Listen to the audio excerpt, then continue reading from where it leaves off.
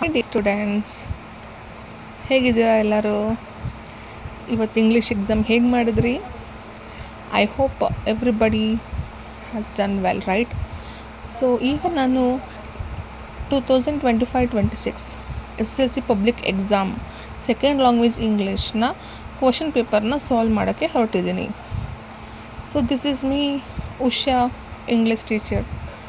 S, shall we start? So ಈಗ ನಾವು question ಟ್ಯಾಗಿಂದ ಸ್ಟಾರ್ಟ್ ಮಾಡೋಣ. ಸೊ ನಮಗೆ ಗೊತ್ತಿದೆ ಕ್ವಶನ್ ಟ್ಯಾಗ್ ಅಂದರೆ ಮೇನ್ಲಿ ಪಾಸಿಟಿವ್ ಇರೋದು ನೆಗೆಟಿವ್ ಮಾಡಬೇಕು, ನೆಗೆಟಿವ್ ಪಾಸಿಟಿವ್ ಮಾಡಬೇಕು. ಹಾಗಂತ ಎಂಟೈರ್ ಸೆಂಟೆನ್ಸ್ ಅಲ್ಲ, we should only concentrate on the helping verb. ಈ ಸೆಂಟೆನ್ಸಲ್ಲಿ ಹೆಲ್ಪಿಂಗ್ ವರ್ಬ್ ಇದೆಯಾ? ಎಸ್ ಇದೆ ಅಲ್ವಾ? ಯಾವುದು? ವಾಸ್. ಸೊ ವಾಸನ್ನು ಏನು ಮಾಡಬೇಕು? ನೆಗೆಟಿವ್ ಮಾಡಬೇಕು. ವಾಸ್ನ ನೆಗೆಟಿವ್ ಮಾಡಿದ್ರೆ ಏನಾಗುತ್ತೆ? Was not. ಆದರೆ ಕ್ವಶನ್ ಟ್ಯಾಗಲ್ಲಿ ವಾಸಂಟ್ ಆಗುತ್ತೆ, ರೈಟ್? ಸೊ ವಾಸಂಟ್ ಪ್ರೊನೌನ್ ಏನಿದೆ? She. So which option? Wasn't she? Option D. Correct option is, sorry, pen ಕೈ ಕೊಡ್ತಾ ಇದೆ. Yes, option number D, right? Yes. Next choose the infinitive ಅಂದರೆ ಗೊತ್ತಲ್ವ ಮಕ್ಕಳ ನಿಮಗೆ? 2+ ವರ್ಬ್, ಅದು V1 ಫಾರ್ಮ್ ವರ್ಬೇ ಇರಬೇಕು ಅಲ್ವಾ? 2 ಜೊತೆ ಏನಿರಬೇಕು? ಅಲ್ಲಿ ವರ್ಬ್ ಇರಬೇಕು. C they had replaced the house, pruned the trees, patch the fence and moved there. One day they came back to the office to complain. ಇಲ್ಲಿ ಅಬ್ಸರ್ವ್ ಮಾಡಿದರೆ to the office, to complain ಇದೆ. To 2 ಸಲ ಇದೆ, confuse ಆಗಬಾರ್ದು. 2 ಆದಮೇಲೆ noun ಇದೆ, but ಇದು infinitive ಅಲ್ಲ. ಸೊ 2 ಆದಮೇಲೆ ಕಂಪ್ಲೇನ್ ಇದೆ ಅಲ್ವಾ? ಇದು ವರ್ಬ್, ಇದು infinitive. So option A is correct, to complain. Yes, let's come to the next question. Read the given conversation and choose the language function. Language function ಗೊತ್ತಲ್ವಾ ನಿಮಗೆ? Yes, ಒಂದು sentence ಅದು ಏನು ಹೇಳುತ್ತೆ? Permission, help, what's that, so many. Yes, see if you observe this conversation, we will concentrate only on the sentence which have underlined here. If you don't mind, could I use your car? C, ನೀವೇನು ಅಂದ್ಕೊಳ್ಳಲ್ಲ ಅಂದರೆ ನೀವು car use ಮಾಡಲಾ? It's what? Permission ಕೇಳ್ತಾ ಇರೋದು ಅಲ್ವಾ? ಕುಡ್, seeking permission. ಕುಡ್ ಮಾಡಲ್ ವರ್ಬ್ನ ನಾವು use ಮಾಡೋದು ಏನಕ್ಕೋಸ್ಕರ? ಪರ್ಮಿಷನ್ನ ಕೇಳೋಕ್ಕೋಸ್ಕರ. So option C is correct. Let's go to the next question. ಯಾವುದು? If class.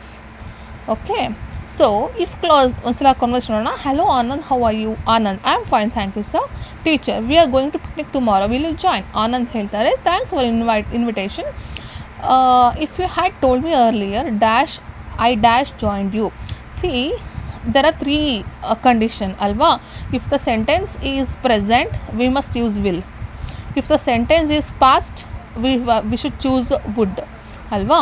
So if the sentence is past perfect, ಇಲ್ಲಿ had ಮತ್ತೆ told ಇದೆ. ಯಾವಾಗ had ಅಂದರೆ ಪಾಸ್ಟ್ ಪರ್ಫೆಕ್ಟ್ ಇರುತ್ತೋ ಆಗ ನಾವು ವುಡ್ ಹ್ಯಾವ್ನ ಯೂಸ್ ಮಾಡಬೇಕು.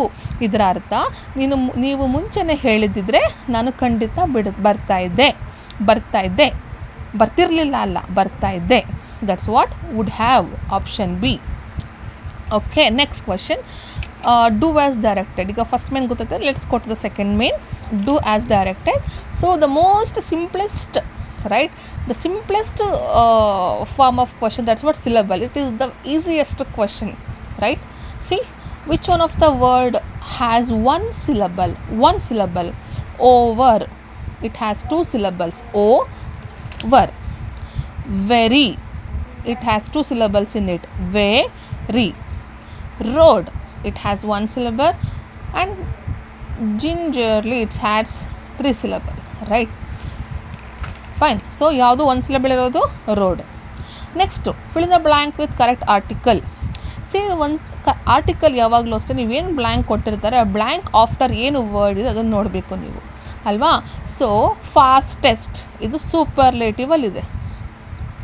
ಏನಿದೆ ಇದು? ಸೂಪರ್ಲೇಟಿವ್ ಬಂದಾಗ ಏನು ಯೂಸ್ ಮಾಡಬೇಕು ನಾವು? ಆರ್ಟಿಕಲ್ನ ದ ಎಲ್ಲೆಲ್ಲಿ ಯೂಸ್ ಮಾಡಬೇಕು? Behind the unique things, behind the specific things, right?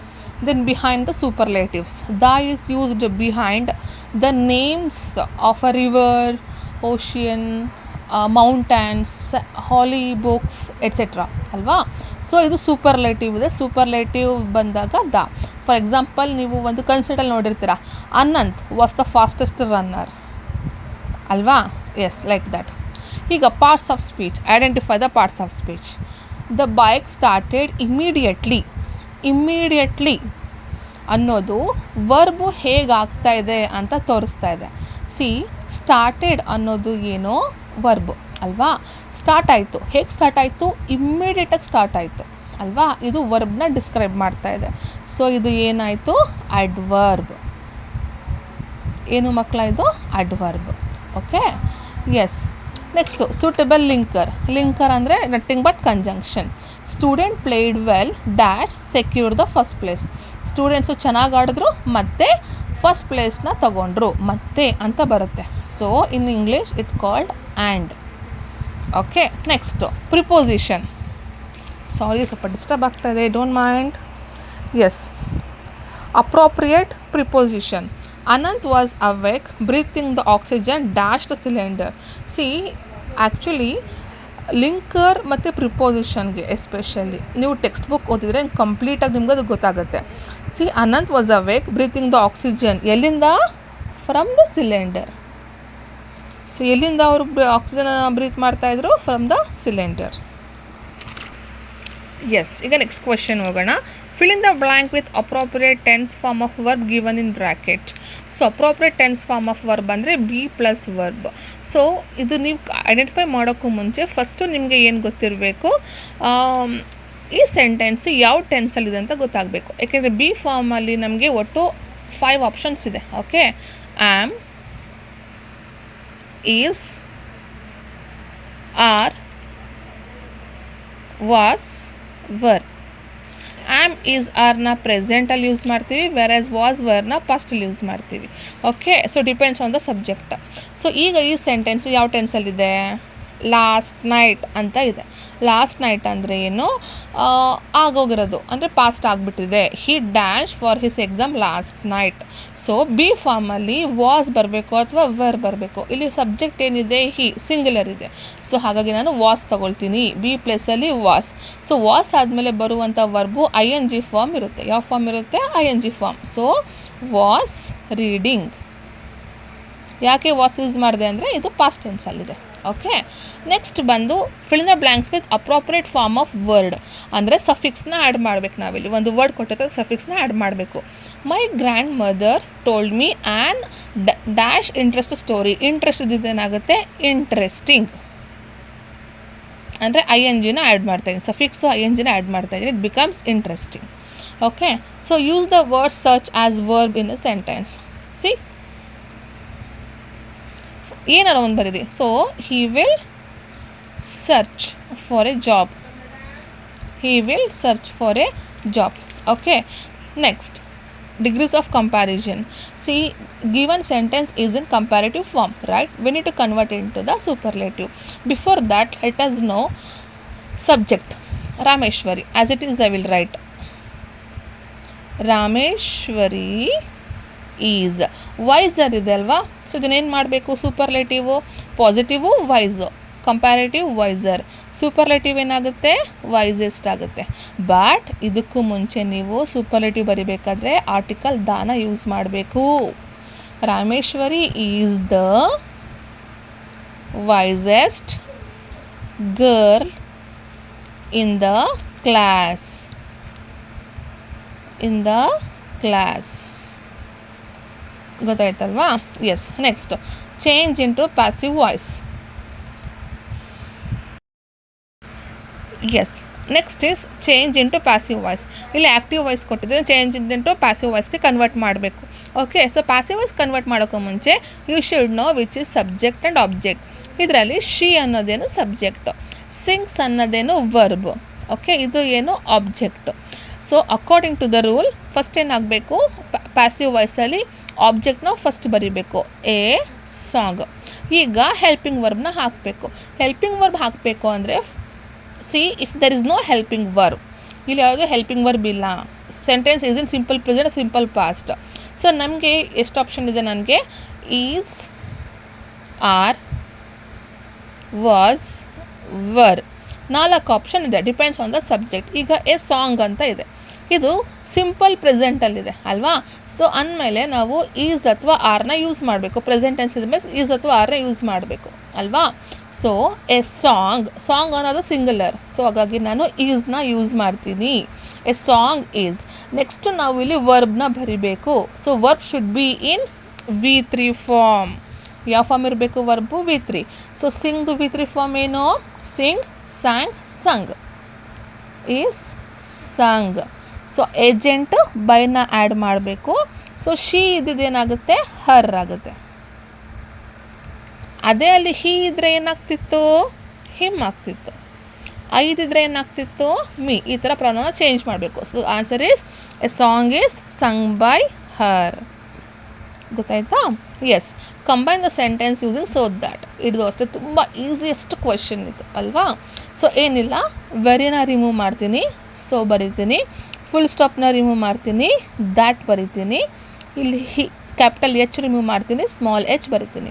Satish was so weak that he could not go to school. Okay, next read the following conversation, change in to the reported speech. Okay, so ನಾವು ಇಷ್ಟು ಮಾತ್ರ ನೋಡೋಣ. ಯಾವುದೋ underline ಮಾಡಿದಾರಲ್ವ ಅದನ್ನು. C, ಯಾವಾಗ ಇಲ್ಲಿ question ಇರುತ್ತೋ, if the sentence is in question, we should know whether it is WH question or yes or no question. ಯಾಕಂದರೆ if the question is yes or no question, we need to add if ಅಥವಾ whether. ಏನು add ಮಾಡಬೇಕು ನಾವಿಲ್ಲಿ? If ಅಥವಾ ವೆದರ್ನ add ಮಾಡಬೇಕು ಅಲ್ವಾ. So ಇಲ್ಲಿ question ಇದೆ ಅಲ್ವಾ, WH ಕ್ವಶನ್ ಇದೆಯಾ ಇಲ್ಲಿ? ಇಲ್ಲ. It starts from helping verb. So this is yes or no question. ಇದು ಪರ್ಸನ್ ರಿಪೋರ್ಟೆಡ್ ವರ್ಬ್ ಅವರೇ ಕೊಟ್ಟಿದ್ದಾರೆ. ನಿರ್ಮಲಾ ಆಸ್ಕ್ಡ್ ರಾಜೇಶ್. ನಾವೀಗ ರಿಪೋರ್ಟೆಡ್ ಸ್ಪೀಚ್ ಮಾತ್ರ ಮಾಡಬೇಕು. ಸೊ ನಾವಿಲ್ಲೇನು ಆ್ಯಡ್ ಮಾಡಬೇಕು? ಇಫ್ ಬರಿಬೇಕು. ಸೊ ಡಿಡ್ ಯು ಇದ್ದಿದ್ದು ಏನಾಗಬೇಕು? ಶಿ ಹ್ಯಾಡ್ ಆಗುತ್ತೆ. Sorry, if did you submit the order. So ರಾಜೇಶ್ನ ಕೇಳ್ತಿರೋದಲ್ವಾ, ಇಫ್ ಹಿ ಏನು ಬರಬೇಕು? ರಾಜೇಶ್ನ ಯು ಅಂದರೆ ಯಾರು? ರಾಜೇಶ್. ಸೊ ಪ್ರೊನೌನ್ ಏನು ಹಾಕ್ತೀನಿ? ಹಿ ಹಾಕ್ತೀನಿ. ಇಫ್ ಹಿ ಹ್ಯಾಡ್, ಡಿಡ್ ಇದ್ದಿದ್ದು ಏನಾಗುತ್ತೆ? ಹ್ಯಾಡ್. ಸಿ, ರಿಪೋರ್ಟೆಡ್ ಸ್ಪೀಚಲ್ಲಿ ಪ್ರೆಸೆಂಟ್ ಇದ್ದಿದ್ದು ಪಾಸ್ಟ್ ಆಗಬೇಕು. ಅದೇ ಸೆಂಟೆನ್ಸ್ ಏನಾದರೂ ಪಾಸ್ಟಲ್ಲಿದ್ದರೆ ಅದು ಪಾಸ್ಟ್ ಪರ್ಫೆಕ್ಟ್ ಆಗಬೇಕು. ಏನಾಗಬೇಕು? ಪಾಸ್ಟ್ ಪರ್ಫೆಕ್ಟ್ ಆಗಬೇಕು. ಸೊ ಇದು ಪಾಸ್ಟಲ್ಲಿದೆ, ಸೊ ಹಾಗೆ ಪಾಸ್ಟ್ ಪರ್ಫೆಕ್ಟ್ ಆಗ್ತಾಯಿದ್ದೀನಿ.